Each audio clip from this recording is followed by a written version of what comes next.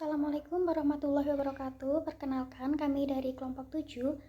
Di sini kami akan mempresentasikan materi mengenai implementasi strategi, isu manajemen dan strategi.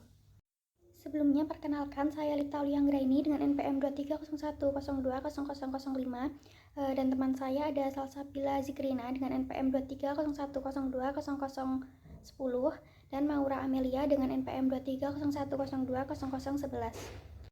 Yang pertama ada hakikat implementasi strategi. Perumusan strategi yang berhasil tidak menjamin penerapan strategi itu juga berhasil. Melakukan penerapan strategi selalu lebih sulit daripada melakukan perumusan strategi. Terdapat perbedaan dari perumusan strategi dan penerapan strategi. Yang pertama, pada perumusan strategi memposisikan kekuatan sebelum tindakan. Dan untuk penerapan strategi mengelola kekuatan selama tindakan. Yang kedua, pada perumusan strategi itu berfokus pada keefektifan, sedangkan penerapan strategi berfokus pada keefisienan. Yang ketiga, perumusan strategi merupakan proses intelektual, sedangkan penerapan strategi merupakan proses operasional. Yang keempat, perumusan strategi itu membutuhkan keterampilan intuitif dan analisis yang bagus, sedangkan penerapan strategi membutuhkan keterampilan motivasi dan kepemimpinan yang khusus. Dan yang kelima, pada perumusan strategi itu membutuhkan koordinasi antara beberapa individu, sedangkan penerapan strategi membutuhkan koordinasi banyak antar individu. Yang selanjutnya adalah perspektif manajemen. Dalam semua organisasi, kecuali organisasi terkecil, transisi dari formulasi strategi ke implementasi strategi itu membutuhkan pembagian tanggung jawab dari para pembuat strategi ke manajer fungsional dan divisional. Isu-isu utama manajemen bagi penerapan strategi meliputi kebijakan, alokasi sumber daya, perubahan struktur organisasi yang ada, restrukturisasi dan rekayasa ulang, perbaikan program penghargaan dan insentif, meminimalkan penolakan terhadap perubahan, pengenalan manajer pada strategi, pengembangan sumber daya manusia yang efektif, dan jika perlu pengurangan karyawan. Selanjutnya adalah tujuan tahunan. Penentuan tujuan tahunan adalah aktivitas desentralisasi yang secara langsung melibatkan semua manajer dalam organisasi. Partisipasi aktif dalam penentuan tujuan tahunan dapat menimbulkan komitmen dan penerimaan. Tujuan tahunan penting bagi penerapan strategi karena yang pertama itu merupakan alokasi sumber daya. Yang kedua merupakan mekanisme utama untuk mengevaluasi manajer. Yang ketiga merupakan instrumen utama untuk memonitor kemajuan ke arah pencapaian tujuan jangka panjang. Dan yang keempat menetapkan prioritas organisasi divisional dan departemental. Yang selanjutnya ada kebijakan. Kebijakan mengacu pada pedoman spesifik, metode, prosedur, urutan, bentuk, dan praktik administrasi yang dibuat untuk mendukung dan mendorong maksud tujuan yang telah ditetapkan. Kebijakan adalah instrumen untuk implementasi strategi. Kebijakan itu dapat diaplikasikan untuk semua divisi dan departemen. Contohnya, kami adalah karyawan yang memiliki kesempatan yang sama. Beberapa kebijakan dapat ditetapkan ke satu departemen, yaitu karyawan dalam departemen ini harus mengambil paling tidak 1 kali program pelatihan dan pengembangan setiap tahunnya. Yang selanjutnya ada alokasi sumber daya. Alokasi sumber daya adalah aktivitas sentral dalam manajemen yang memungkinkan pelaksanaan strategi. Dalam organisasi yang tidak menggunakan pendekatan manajemen strategi untuk pengambilan keputusan, alokasi sumber daya itu seringkali berdasarkan faktor politik atau personal. Semua organisasi memiliki setidaknya itu 4 tipe sumber daya yang dapat digunakan untuk mencapai tujuan yang diinginkan. Yang pertama ada sumber daya keuangan, yang kedua ada sumber daya fisik, yang ketiga ada sumber daya manusia, dan yang keempat ada sumber daya teknologi. Baik, yang selanjutnya yaitu ada mengelola konflik. Konflik dapat didefinisikan sebagai suatu ketidaksetujuan antara dua pihak atau lebih pada satu atau lebih isu. Menentukan tujuan tahunan dapat mengarahkan kepada konflik karena individu memiliki ekspektasi dan persepsi yang berbeda.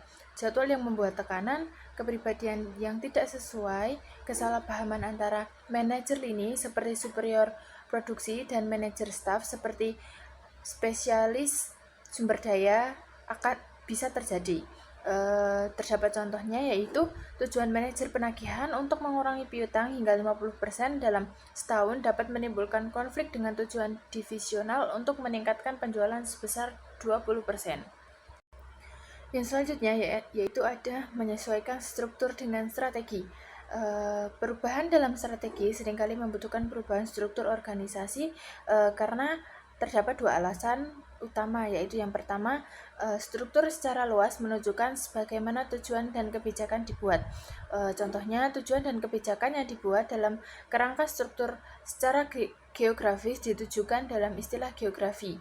Tujuan dan kebijakan yang dibuat dalam kerangka produk suatu organisasi yang strukturnya berdasarkan kelompok produk. Format struktur untuk mengembangkan tujuan dan kebijakan yang secara signifikan mempengaruhi semua aktivitas implementasi strategi. Yang kedua yaitu struktur menunjukkan bagaimana sumber daya akan dialokasikan. Jika struktur organisasi berdasarkan kelompok pelanggan, sumber daya maka dialokasikan menurut pembagian tersebut. Sama halnya, jika struktur organisasi dibentuk berdasarkan lini bisnis fungsional, kemudian sumber daya dialokasikan berdasarkan area fungsionalnya. Yang selanjutnya itu ada jenis struktur organisasi. Pada struktur organisasi sendiri terdapat dua jenis struktur. Yang pertama ada struktur fungsional. Struktur fungsional mengelompokkan tugas dan aktivitas berdasarkan fungsi bisnisnya. Beberapa kerugian struktur fungsional yaitu ada akuntabilitas puncak, meminimalkan kesempatan pengembangan karir, dan terkadang dikarakterisasi oleh moral karyawan yang rendah, konflik lini atau staf, delegasi otorisasi yang buruk, dan yang terakhir yaitu perencanaan yang tidak memadai akan produk dan pasar. Struktur fungsional sering memicu pemikiran yang sempit dan jangka pendek yang dapat menentukan hal yang terbaik untuk perusahaan secara keseluruhan. Namun, sebagian besar perusahaan telah meninggalkan struktur fungsional dalam desentralisasi akuntabilitas yang meningkat. Selanjutnya, jenis struktur organisasi yang kedua yaitu ada struktur divisional. Di struktur divisional itu sendiri terdapat beberapa keunggulan. Yang pertama yaitu akuntabilitas yang jelas, yang kedua membuat kesempatan pengembangan karir dalam organisasi, dan yang terakhir yaitu memungkinkan produk dan bisnis baru untuk ditambahkan dengan mudah. Beberapa alasan mengapa struktur divisional sangat mahal dan akhirnya mengakibatkan desain divisional memiliki keterbatasan. Alasannya terdapat 4, yaitu yang pertama, setiap divisi membutuhkan spesialis fungsional yang harus dibayarkan. Yang kedua yaitu terdapat duplikasi layanan staf, fasilitas, dan personalia. Contohnya ada spesialis fungsional juga dibutuhkan di pusat atau di kantor pusat untuk mengkoordinasikan aktivitas divisional. Yang ketiga yaitu terdapat individu yang memiliki kualitas yang lebih baik yang kemudian mensyaratkan gaji yang lebih tinggi. Contohnya itu ada manajer harus memiliki kualitas yang bagus dan memenuhi syarat karena desain divisional menghadapi delegasi otoritas. Yang terakhir yaitu ada kompetisi antara divisi, mungkin itu sangat erat, yang kemudian dapat membuat disfungsional dan mengarahkan pada terbatasnya pembagian ide serta sumber daya untuk kebaikan umum perusahaan. Yang selanjutnya yaitu struktur strategic business unit atau yang disingkat dengan SBU. Yang pertama itu ada struktur matriks. Struktur matriks dapat menghasilkan overhead yang lebih besar karena membuat lebih banyak posisi manajemen. Karakteristik dari struktur matriks yang berkontribusi pada seluruh kompleksitas yang ada meliputi pertama, kewenangan anggaran dua lini atau pelanggaran terhadap prinsip kesatuan wewenang. Yang kedua yaitu ada dua sumber dalam pemberian penghargaan dan sanksi. Yang ketiga yaitu ada pembagian kewenangan. Yang keempat yaitu ada saluran pelaporan ganda. Dan yang terakhir yaitu ada kebutuhan untuk sistem komunikasi yang ekstensif dan efektif. Yang selanjutnya yaitu ada restrukturisasi. Perusahaan seringkali melakukan restrukturisasi ketika berbagai rasio tampak tidak sesuai dengan apa yang diharapkan, berupa perbandingan pesaing setelah kita melakukan benchmarking. Manfaat utama dari restrukturisasi sendiri yaitu terdapat pada pengurangan biaya. Untuk beberapa perusahaan yang sangat birokratis, restrukturisasi dapat menyelamatkan perusahaan dari kompetisi global dan jatuhan.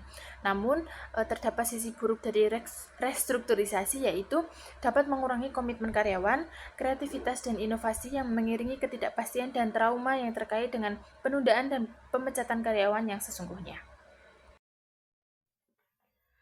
Nah, di sini ada menghubungkan kinerja dan membayar untuk strategi, di mana banyak perusahaan yang baru-baru ini membuat kebijakan untuk memungkinkan pemegang saham mereka untuk menyuarakan kebijakan kompensasi eksekutif, di mana rencana terpadu untuk memberikan gaji tunjangan dan penghargaan lain kepada karyawan yang selaras dengan tujuan strategi bisnis secara keseluruhan.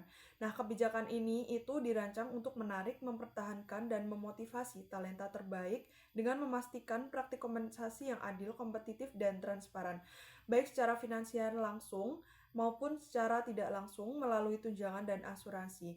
Contohnya pada perusahaan Aflac yang dimana secara sukarela memberikan kepada pemegang saham atas kompensasi eksekutifnya. Nah, dalam usaha ini, untuk mengurangi biaya dan meningkatkan produktivitas, semakin banyak perusahaan mengganti sistem penggajian berdasarkan sistem penggajian yang berdasarkan kinerja. Nah, contohnya pada perusahaan Toyota yang dimana telah berubah menjadi sistem penggajian berdasarkan kinerja secara penuh bagi pekerja kerah putih atau white collar. Nah, di dalam menghubungkan kinerja dan membayar untuk strategi ini terdapat ada pembagian laba atau profit sharing, di mana bentuk kompensasi lain yang digunakan secara luas. Contohnya pada pajak, perumusan harga, atau akuisisi akan mengurangi laba. Selain itu, perusahaan mencoba untuk meminimalkan laba dan mengurangi pajak. Nah, di sini juga ada untuk bonus dan intensif karyawan atau bukan eksekutif, di mana perusahaan-perusahaan menggunakan laba untuk menghubungkan insentif karyawan terkait dengan keputusan anggaran dan belanja.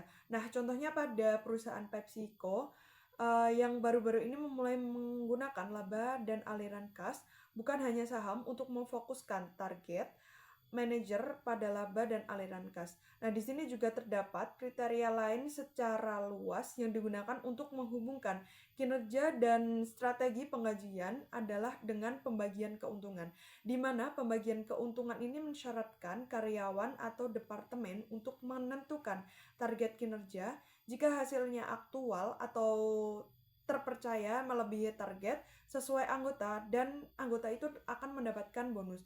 Nah, kriteria seperti penjualan, laba, efisiensi produk, kualitas, dan keamanan juga memberikan basis bagi sistem yang efektif. Nah, jika organisasi ini memenuhi pemahaman tertentu, tujuan yang sepakat dalam target keuntungan, setiap anggota perusahaan sebaiknya ikut menikmati hasilnya. Nah, sistem bonus atau bonus sistem ini dapat menjadi alat yang efektif untuk memotivasi individu. Di sini juga terdapat bagaimana sih pengujian menghubungkan kinerja dan membayar untuk strategi. Nah, di sini juga terdapat 5 pengujian yang seringkali digunakan untuk menentukan apakah rencana penggajian kinerja itu memberikan manfaat bagi organisasi. Ada 5. Yang pertama ada rencana kerja tersebut memperoleh perhatian. Yang kedua, apakah karyawan memahami rencana tersebut? Yang ketiga, apakah rencana tersebut meningkatkan komunikasi? Yang keempat, apakah rencana tersebut benar-benar akan dibayar jika target telah tercapai? Dan yang kelima adalah apakah perusahaan atau unit yang diinginkan. Nah, selanjutnya, selain menghubungkan kinerja dan membayar untuk strategi, di sini juga ada mengelola penolakan terhadap perubahan, yaitu dapat dilihat sebagai ancaman tunggal terbesar bagi keberhasilan implementasi strategi, di mana penolakan dalam bentuk sabotase mesin produksi, absensi, dan menyebarkan isu yang tidak benar, dan ketidakinginan bekerja sama biasanya terjadi dalam organisasi. Nah, penolakan terhadap perubahan ini muncul pada tahap atau level dimanapun dalam proses implementasi strategi, meskipun terdapat beberapa pendekatan untuk mengimplementasikan perubahan. Nah, strategi yang umum ini digunakan adalah strategi memaksakan perubahan, di mana strategi ini mengajarkan perubahan dan strategi menimbulkan ketertarikan dan merasionalkan perubahan. Perubahan organisasi ini sebaiknya sebagai proses berkelanjutan daripada sesuatu kejadian yang dimana organisasi yang paling berhasil pada saat ini adalah dapat beradaptasi secara berkesinambungan terhadap perubahan dalam lingkungan yang kompetitif di mana perusahaan tersebut berubah dengan kecepatan yang terus meningkat. Di sini ada menciptakan kultur suportif strategi di mana para pembuat strategi sebaiknya menyediakan, menekankan, dan membangun berdasarkan aspek-aspek kultur, di mana ada yang mendukung strategi baru yang diajukan. Nah, aspek-aspek dari kultur sebelumnya yang bersifat antagonis terhadap strategi yang dianjurkan harus dapat diidentifikasi dan diubah, di mana riset substansial mengidentifikasi bahwa strategi baru dipicu oleh kondisi pasar dan didikte oleh kekuatan persaingan. Nah, scan ini mengindikasikan bahwa elemen-elemen berikut ini adalah yang paling bermakna dalam menghubungkan kultur ke strategi. Yang pertama adalah penyajian formal akan filosofi piagam, pernyataan kepercayaan, dan materi organisasi yang digunakan. Yang kedua adalah mendesain ruang fisik. Yang ketiga adalah permodelan, penghargaan eksplisit, dan sistem status serta kriteria promosi. Yang keempat adalah penghargaan eksplisit dari sistem status serta kriteria promosi. Yang kelima adalah cerita legenda, mitos, dan perumpamaan mengenai orang yang kejadian kunci. Yang keenam adalah hal yang diperhatikan untuk memimpin, diukur, dan dikontrol. Yang ketujuh, reaksi pemimpin untuk insiden penting dan krisis organisasi. Yang kedelapan adalah cara organisasi mendesain dan mendistributurasi. Yang kesembilan adalah sistem dan prosedur organisasi. Dan yang terakhir adalah kriteria yang digunakan untuk perekrutan, pemilihan, promosi, relevan, pemecahan, dan untuk mengucilkan orang-orang. Nah, yang selanjutnya ada perhatian terhadap produksi dan operasi ketika mengimplementasikan strategi, di mana kemampuan, keterbatasan, dan kebijakan produksi atau operasi dapat secara signifikan meningkatkan kemampuan pencapaian tujuan, di mana proses produksi biasanya memiliki bagian lebih dari 70% total aset perusahaan. Nah, contoh dalam penyesuaian dalam sistem produksi dapat diisyaratkan untuk mengimplementasikan berbagai strategi di mana baik nirlaba maupun organisasi non-nirlaba. Nah, yang selanjutnya adalah perhatian terhadap sumber daya manusia ketika mengimplementasikan strategi, di mana lebih banyak perusahaan mengajukan cuti karyawan untuk memotong gaji sebagai alternatif untuk memecat karyawan. Nah, di sini juga sistem manajemen strategi yang didesain dengan baik dapat gagal jika perhatian yang diberikan kepada dimensi sumber daya manusia itu tidak memadai, di mana permasalahan sumber daya yang muncul ketika strategi diterapkan oleh perusahaan itu biasanya dapat ditelusuri pada satu dari tiga penyebab. Yang pertama adalah gangguan pada struktur sosial dan politik. Yang kedua adalah kegagalan dan pencocokan kemampuan individu dengan pengimplementasian tugas. Dan yang terakhir adalah dukungan manajemen puncak yang tidak memadai untuk aktivitas implementasi strategi. Nah, yang selanjutnya adalah Employee Stock Ownership Plans atau ESOP, di mana rencana pajak berkualifikasi mengandung kontribusi yang didefinisikan dan memberikan manfaat karyawan dengan jalan karyawan membeli saham perusahaan melalui pinjaman uang atau kontribusi kas. Nah, di sini ESOP juga memberikan manfaat lain bagi perusahaan seperti penghematan pajak yang cukup besar. Selanjutnya ada penyeimbangan kehidupan pekerjaan rumah tangga, di mana strategi pekerjaan dan keluarga telah semakin populer di perusahaan masa ini, di mana strategi ini memberikan keunggulan bersaing untuk perusahaan-perusahaan yang menawarkan beberapa keuntungan, seperti bantuan perawatan orang tua, jadwal yang fleksibel, pembagian kinerja, kerja, manfaat adopsi, dan pengembangan musim panas, dan lain-lain. Dan yang terakhir ada program kebaikan perusahaan, di mana Chevron merupakan model perusahaan korporat yang mensponsori banyak aktivitas terkait dengan kesejahteraan secara internal dan eksternal. Di mana Chevron ini juga dan perusahaan lain seperti memberikan program kesejahteraan berpikir lebih sekedar dari program diet dan latihan serta berfokus pada manajemen stres dengan membantu karyawan dengan isu-isu seperti perceraian.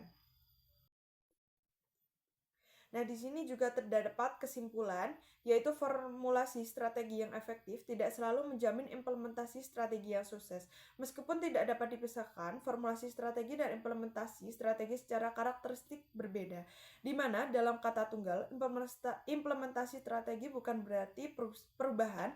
Nah, dengan secara luas disetujui bahwa pekerjaan yang nyata dimulai dengan strategi diformulasikan.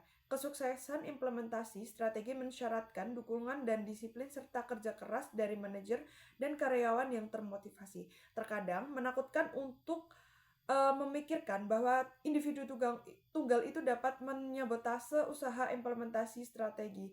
Nah, memfokuskan strategi yang benar itu tidak cukup karena manajer dan karyawan itu harus dimotivasi untuk mengimplementasikan strategi tersebut. Isu manajemen dan mempertimbangkan sentral ke implementasi strategi termasuk mencocokkan struktur organisasi dengan strategi, menghubungkan kinerja dan pembayaran ke strategi, termasuk pencocokan struktur organisasi dengan strategi, menghubungkan kinerja dan pembayaran ke strategi, membuat iklan organisasi yang kondusif untuk perubahan, mengelola hubungan politis, membuat kultur yang sportif strategi, mendeskripsikan proses produksi dan operasi, serta mengelola sumber daya manusia. Nah, penentuan tujuan tahunan ini menurunkan kebijakan dan pengalokasian sumber daya adalah aktivitas implementasi strategi yang umum untuk semua organisasi, di mana semua bergantung pada ukuran dan tipe organisasi. Nah, isu manajemen lain juga menjadi penting untuk kesuksesan, yaitu implementasi strategi.